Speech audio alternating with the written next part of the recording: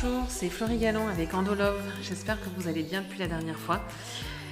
Je voulais aujourd'hui vous partager un petit best-of des réflexions que j'ai entendues du corps médical quand j'ai commencé, on va dire, le marathon du diagnostic de l'endométriose. Et je pense que vous avez aussi vous vécu ce type de situation. D'ailleurs, ça m'intéresserait d'avoir un peu vos meilleures réflexions à vous aussi. Je pense qu'il y en a qui vont être assez similaires. Donc voilà, je trouvais que c'était un peu sympa de partager ça avec vous parce que voilà, je pense que ça fait vraiment partie du processus en fait de l'endométriose, je pense, que toutes les femmes ont vécu. Et ça fait du bien aussi de se défouler un peu, je pense, et de partager ça.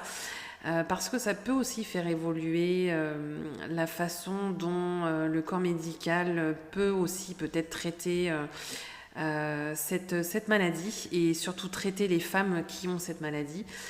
Et j'espère que ça va peut-être aussi permettre de faire un peu évoluer les mentalités parce que non, on se le dit souvent, nous, on le sait, mais c'est pas normal d'avoir mal au ventre pendant ces règles. Et ça, je pense que c'est une des premières réflexions qu'on entend. Et à la limite, c'est pas uniquement du corps médical, hein, c'est la société tout entière qui nous a vraiment inculqué ce truc de nous dire mais c'est normal d'avoir mal, ça va passer, tu vas voir. Ou alors je l'ai entendu aussi beaucoup quand j'étais ado, parce que notre corps, il est censé se mettre en marche, blabli, blabla. En fait, que dalle, hein. Moi, j'ai des tas de copines qui avaient pas mal au bide quand on était ado au collège, donc je vois pas pourquoi moi ça devait être normal. Mais bon, j'ai grandi avec ça et c'est quelque chose sur lesquels moi je serai en tout cas vigilante avec ma propre fille quand le moment viendra. Donc effectivement, je pense que cette réflexion, à mon avis, c'est vraiment la numéro 1. Et que j'ai ensuite entendu évidemment par mon gynéco quand je l'ai consulté parce que j'avais vraiment vraiment mal. En fait, c'était là je me disais non mais attends, c'est quand même pas normal là. Je veux bien être douillette, je veux bien quand même avoir eu toujours plus ou moins mal au bide avant de prendre la pilule, etc. Mais là je pense qu'il y a vraiment un truc. Mais non, la gynéco, elle me disait mais non, vous inquiétez pas, vous prenez du faston, un médicament plus fort, et puis voilà, c'est réglé. Bon, vous voulez quand même que je vous prescrive une écho? Donc oui, en fait, j'ai insisté, oui, je veux une écho, oui. Et j'y suis allée. Et effectivement, déjà à l'écho, alors cette fois-ci pour l'écho, la première écho, je suis tombée sur un médecin très sympa, très bienveillant.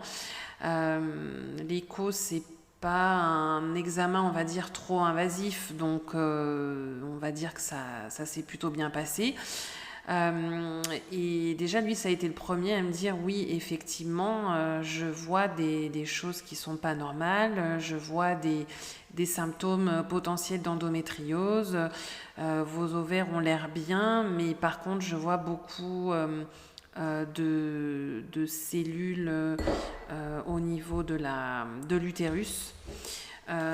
Qui pourrait faire penser à une endométriose, et donc moi je vous conseillerais de confirmer le diagnostic en faisant un IRM, parce que voilà, ce sont des examens qui se complètent et voilà, il faut être sûr. L'échographie dans ce cas-là ne suffira peut-être pas à poser le diagnostic, mais en tout cas oui, je vous confirme que il y a bien quelque chose et que c'est peut-être bien à cause de ça que vous avez mal au ventre et que vous vous sentez aussi mal. Donc bon, là, franchement, rien à dire. Quelque part, ça confirmait que j'étais pas une grosse tarée dans ma tête ou une chochotte. Ça confirmait bien que j'avais quelque chose. Et voilà, donc ensuite, je vais faire l'IRM. Donc là, l'IRM, je pense que ça a été quand même le début de la fin, on va dire, au niveau des top réflexions que j'ai pu entendre pendant tout ce marathon du diagnostic. Donc je vais faire l'IRM. J'étais hyper en stress, forcément. Bon, déjà, c'est pas très invasif comme examen, mais moi j'ai des veines qui sont très dures à trouver pour faire des prises de sang. Donc la nana, elle a un peu galéré. Et ça commence où elle essaye de me faire la prise de sang parce qu'il faut mettre un produit en fait dans la veine. Et elle me dit ah bah votre veine elle a pété, je vais recommencer. Super. Donc moi qui suis un peu sensible et qui tombe dans les pommes pour un rien, là j'ai cru que j'allais crever. Et finalement elle me dit bon bah je suis désolée, j'y arrive pas, je vais devoir vous piquer sur la main. Bon alors super. Là j'ai vraiment respiré et j'ai essayé vraiment de penser à autre chose parce que ça devenait tendu. Finalement, bon, sur la main, ça fait hyper mal, mais au moins c'était fait. Donc voilà, elle me pique bien la main, etc. Je passe l'IRM. Et donc, ils vous mettent une petite musique là pour vous essayer de penser à autre chose. Mais en fait, la musique, elle couvre pas le bruit de cette machine là. Donc, ça sert à que dalle leur machin, mais c'est pas grave.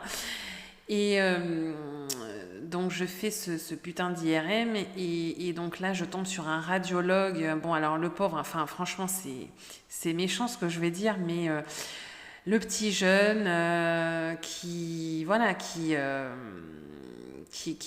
alors je vais pas dire qu'il débutait, ça serait vraiment vraiment pas sympa. Je pense que le mec il a dû faire 10 ou 12 ans d'études ou je sais pas combien, donc on peut pas dire que c'était un petit jeune qui débutait, mais bon, quelqu'un de jeune on va dire, bien propre sur lui, je me rappellerai toujours de son visage. Et là je sens que ça prend du temps en fait, une fois qu'on a passé l'IRM, bon bah ils regardent un peu, ils font leur compte rendu et là je voyais qu'il y avait des gens qui étaient passés après moi à leur IRM à qui on donnait les résultats avant. Donc je me suis dit bon ça pue.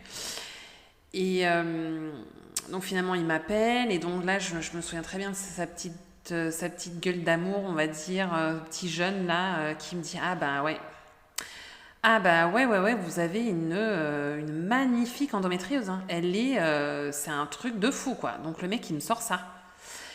Donc il me dit alors vous voyez, bah en fait c'est au côlon sigmoïde, elle fait 6 centimètres. Non mais c'est un truc de dingue madame, hein. J'ai jamais vu ça de ma vie. Enfin c'est vraiment... c'est une belle endométriose, hein, ça c'est clair, hein. Et puis alors l'adénomiose, c'est vraiment tout l'utérus. C'est un truc de fou, hein, madame, hein, ce que vous avez. Donc en plus, je me souviens qu'il n'arrêtait pas de m'appeler madame et moi ça me gavait parce que j'avais juste 30 balais. Donc je me disais, bon, mon petit, tu vas commencer à te calmer parce que t'arrêtes de m'appeler madame en fait. Et ce côté, la magnifique endométriose, je pense que je m'en souviendrai toute ma vie. Parce qu'en fait, là, il est en train de me dire que ma vie, en fait, il y aurait un avant et un après endométriose pour moi. Et le mec, il me sort que j'ai une magnifique endométriose. Une magnifique endométriose. Voilà. Donc là, je me souviens que je suis sortie de là. J'étais un peu sur le cul, un peu hébétée, en train de me dire, putain, mais le mec, il se fout de ma gueule, quoi. Il se fout de ma gueule. Il me dit que j'ai une magnifique endométriose. Moi, je veux faire un gosse. Et en fait, là, j'étais en train de comprendre que ça allait être chaud pour mon cul, cette histoire d'endométriose. Voilà, donc ça, c'était le premier IRM en 2013. Je pense que je m'en souviendrai toute ma vie. Et ensuite, un dernier examen. Là aussi, je pense que je m'en souviendrai toute ma vie. C'était ce qu'on nomme, ce magnifique mot, l'hystérosalpingographie. Donc déjà, on n'arrive même pas à prononcer ce truc-là. Et donc là, en fait, ils vous mettent un produit dans les trompes, en fait, pour vérifier que en fait, les trompes soient pas bouchées, que les ovaires soient bien, etc. Donc là, pareil, là, c'était génial aussi ce moment. Je pense que je pense qu'on devrait le mettre dans les annales des diagnostics d'endométriose. On devrait faire une compilation. Donc là, bon bah c'est pour le coup assez invasif parce qu'en gros, vous avez les pieds sur les étriers, en gros, voilà, les jambes écartées, sans culotte, sans rien, même pas on vous met un drap. Enfin, en tout cas, moi c'est comme ça que ça s'est passé. J'espère que pour vous, ça a été différent. Et d'ailleurs, avec le recul, si c'était à refaire maintenant, je pense que j'aurais beaucoup plus d'aplomb, plus d'expérience et ouais, plus d'aplomb pour dire non mais attendez, vous me laissez pas comme ça, vous me mettez au moins un drap, enfin je suis pas un chien quoi. Un minimum quoi, un minimum de respect, je suis en stress, j'ai les jambes écartées, la chatte en l'air, enfin c'est bon, un minimum de respect quoi. Mais bon, j'étais jeune, j'ai pas osé le faire à ce moment-là. Donc j'attends déjà pendant des lustres, les jambes écartées, que le médecin daigne s'occuper de moi. Et là, à ce moment-là, je me souviendrai toute ma vie. Le mec, il entre dans la pièce avec, je pense que c'était une infirmière. Et en fait, il racontait ses vacances. Donc oui, alors tu comprends, Janine, voilà, on a pris l'avion, c'était trop bien. Enfin voilà, donc le mec, il parle de ses vacances. Il débarque dans la pièce, donc je vous remets la scène, hein, je suis à Walpé, les jambes écartées, la chatte en l'air. Et le mec, il me dit même pas bonjour en fait. Donc c'est-à-dire qu'il continue de raconter ses vacances. Et là, il me faut un instrument, je saurais même pas vous dire quoi, je pense que c'est le cathéter ou j'en sais rien pour mettre le produit dans les trompes. Il me fout le truc dans la chatte. Mais même pas le mec qui m'a dit bonjour, il continue de raconter ses vacances à Janine. Même pas il me dit que ça va faire mal ou genre juste bonjour madame, enfin rien. Et le mec il continue de raconter ses vacances quoi. Et là je sens que l'infirmière en fait elle a capté et elle me dit oui détendez-vous, vous allez ressentir juste une petite douleur mais justement plus vous êtes détendu mieux ça va se passer. Et moi j'étais mais en hallucination totale quoi. En hallucination totale. Je me disais non mais c'est pas vrai, je rêve. Le mec, même pas il me capte, même pas il me calcule. Il est en train de me foutre un truc dans ce qui est le plus intime de mon corps. Et voilà quoi. Et en fait, il s'encarre total quoi. Et ça, franchement, si c'était à refaire, mais plus jamais de ma vie je me laisse traiter comme ça. Plus jamais de ma vie.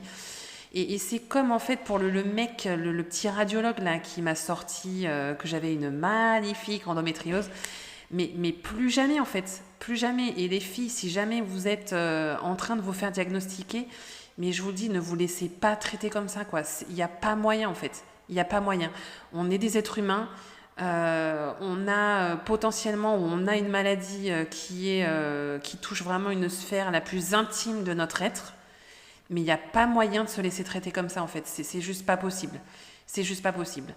Et je pense que plus on va être nombreuses à ouvrir notre gueule et ne pas se laisser faire, et plus ça va aussi aider le corps médical à comprendre en fait qu'on n'est pas juste des machines, on n'est pas des robots. Et que voilà, il faut qu'on se fasse bien traiter quoi. Donc en fait, voilà, moi je suis pas une princesse, je demande juste pas d'avoir un tapis rouge et du champagne. Je veux juste qu'en fait on me traite comme un être humain, que voilà, on reconnaisse en fait que c'est un examen intime qu'on me fait passer, et donc on me laisse pas attendre pendant des heures avec la chatte en l'air, et qu'on me mette un drap ou juste, enfin voilà, normal quoi, le truc de base. Et ensuite qu'on me dise bonjour et qu'on me regarde dans les yeux en fait avant de faire un examen et qu'on m'explique ce qu'on va me faire. C'est tout ce que je demande en fait. Et donc je voulais vraiment vous partager ces expériences parce que encore une fois, moi j'étais jeune, j'avais 30 ans, je découvrais le truc, j'étais en mode panique totale parce que je souffrais de martyre depuis 6 mois, 1 an à cause de mes règles. Je voulais absolument faire un bébé, j'étais prête à tout pour pouvoir faire un bébé. Et en fait, j'avais pas le truc de me dire, mais attends, on te traite comme il faut, quoi. J'étais trop encore dans l'esprit, le corps médical, c'est sacré, c'est eux qui savent, on respecte le médecin. Mais ouais, mais on respecte le médecin, mais on respecte le patient, en fait. Et je pense que c'est hyper important. Et voilà, moi j'ai une petite fille de 5 ans aujourd'hui. Je sais que je vais être hyper vigilante quand elle va être en âge d'avoir ses règles, etc. Mais il n'y a pas moyen qu'elle se fasse traiter comme ça si elle doit faire des examens pour l'endométriose ou pour autre chose. Il n'y a juste pas moyen en fait. Donc voilà, donc c'était un peu mon coup de gueule et en même temps, je voulais vous partager ces réactions et cette compilation voilà, de réflexions de merde qu'on peut vous dire, et je pense que vous en avez eu vous aussi. Donc n'hésitez pas à les partager avec moi, et voilà, je vous invite à me retrouver sur andolove.fr, télécharger ce podcast et télécharger le e-book aussi.